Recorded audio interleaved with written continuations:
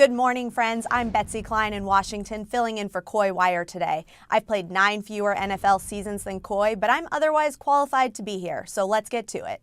This is CNN 10, and it's your CNN 10, especially on a hashtag Your Word Wednesday. So keep an ear out for your vocabulary word in today's show. We start in the Middle East, where international communities have proposed multiple ceasefire agreements in Gaza, and that now includes the U.S. The proposed United Nations Security Council draft resolution is the first time that the U.S. has officially called for a ceasefire in Israel's war against Hamas, since it began more than 4 months ago. But unlike other efforts, the U.S. is using specific language that gives Israel some wiggle room. How? Well, Algeria proposed a resolution this week that called for an immediate ceasefire that had found some international support. But the U.S. vetoed that plan, arguing it would harm ongoing negotiations to free Israeli hostages in Gaza. So instead, the U.S. is calling for a ceasefire as soon as practicable. The U.S. draft resolution also calls for the release of all remaining Israeli hostages and warns against an Israeli ground incursion into Rafah, which is in the southern part of the Gaza Strip bordering Egypt. Hundreds of thousands of displaced Palestinians have fled there during Israel's war against Hamas. Let's turn to CNN's international diplomatic editor Nick Robertson to learn more about why the U.S. is putting out this draft resolution now.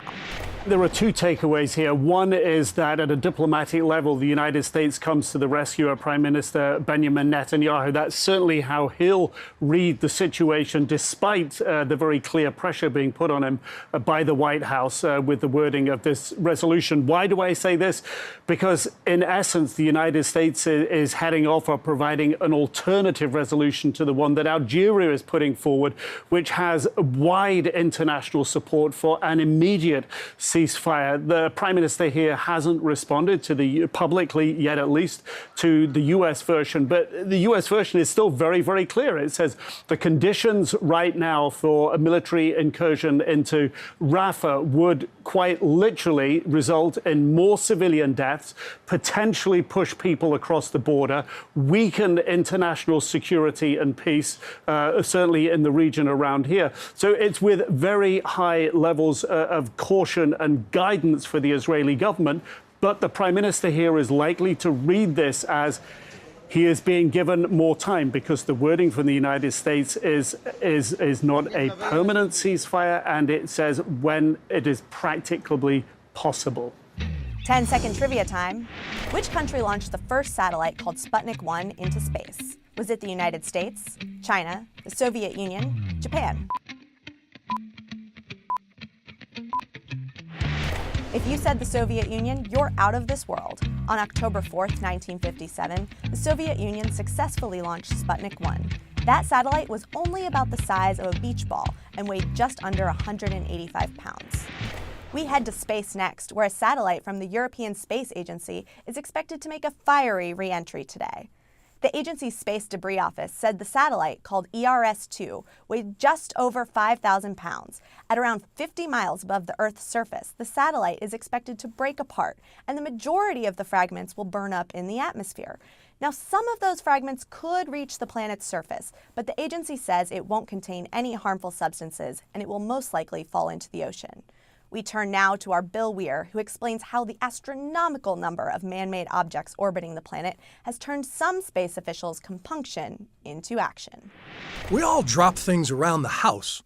Guys, I gotta tell you, I think my spatula escaped. So when astronaut Piers Sellers dropped a spatula while spreading putty on the space shuttle, it was relatable news. I don't see it on me. Okay, we'll take a look. But while a spatula in space was still novel in 2006, it seems quaint now, because nearly 70 years after Sputnik, the moon holds tons of human trash, and the final frontier is filthy with rocket fumes and orbiting junk. Check out this NASA time-lapse, each dot a man-made object bigger than a softball, flying 10 times faster than a bullet. The website Orbiting Now is tracking over 8,300 satellites, most of them put there by private companies like SpaceX. And over time, they will only add to the 100 million tiny pieces of man-made debris in orbit. So behind us is the National Air and Space Museum. Do they have an exhibit on space junk? Is it time we started paying attention? There's been discussion about it, and it is time that we pay attention to the issue. Ron Lopez heads the American branch of SAtEwLSCHc, a Japanese entry into the growing field of orbital debris removal. The interesting metric is that over the next 10 years, we're going to launch 3 times as much into space as we have launched since Sputnik, since the beginning of the space age. 3 times as much in just the next 10 years. Well, they're a long way from flying garbage trucks. SAtEwLSCHc just launched a second test mission, and funded only by private investment, recently proved that they can use magnets to catch and potentially extend the lives of dying satellites. In 2018, a team from the UK proved that space junk can be snared with a net, which helps with traffic control up there, but does nothing to stop dead satellites from burning into countless pieces of metal, throwing off remnants that can stay in our skies for years. Launches are almost a weekly or daily occurrence. Is that having an effect on the stratosphere? Yes. So as we see this increase in space traffic, we see significantly increased emissions. And this is something we've been talking about, is adding a lot of material to the stratosphere that was never there before. All of the mass of material that we put into space doesn't all just stay there. And when it's deorbited, it basically acts in the same way that a meteoroid does. With special high-flying jets, a team from NOAA recently discovered that 10% of the particles in the stratosphere contain bits of rocket and satellite metal. And in the next few decades, it could be 50%, matching the amount created naturally by meteorites. Scientists worry that this could eventually alter Earth's climate. So this summer, Japan and NASA aim to launch the world's first biodegradable satellite, made mostly from wood.